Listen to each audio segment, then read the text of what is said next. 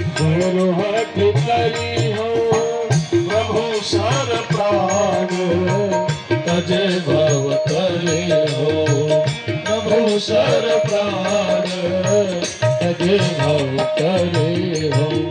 सुपनखा के मुंह से 2 लाइन का संदेश सुखा के मुंह से इतना सुनते ही रावण समझ गया भगवंता राम भगवान।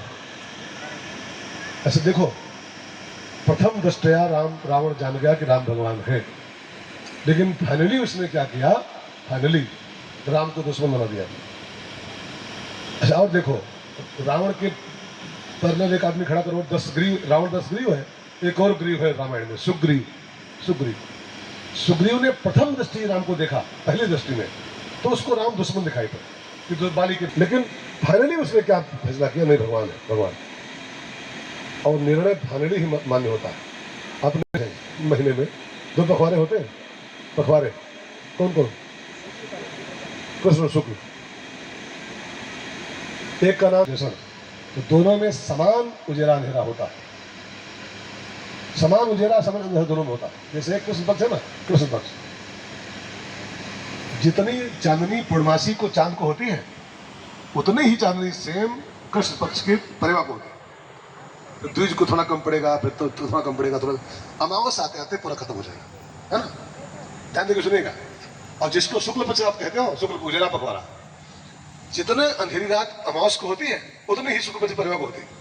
अब धीरे धीरे वो थोड़ा बढ़ेगा, फिर पूर्णवासी आते आते वो तब पूरा चांद होता है।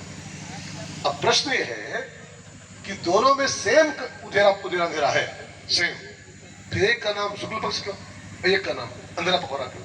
प्रश्न ये। कृष्ण माने काला पखवाड़ा और शुक्ल माने उजेला पखवाड़ा, जबकि दोनों उजेला बराबर और दोनों में अंधेरा बराबर, दोनों पखवाड़ों। लेकिन इसका बस कारण एक है, फाइनली वाली बात।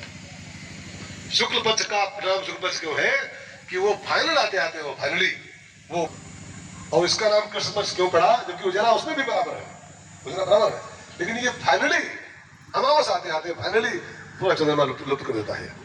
बस महत्व फाइनली का ही होता है, फाइनल का ही। जैसे कोई टीम हो क्रिकेट की और वो क्वार्टर फाइनल जीत जाए और सेमी भी जीत जाए, सेमीफाइनल में, लेकिन आखिरी में पो कह दे, आखिरी फाइनल में पो, तो क्या माना जाएगा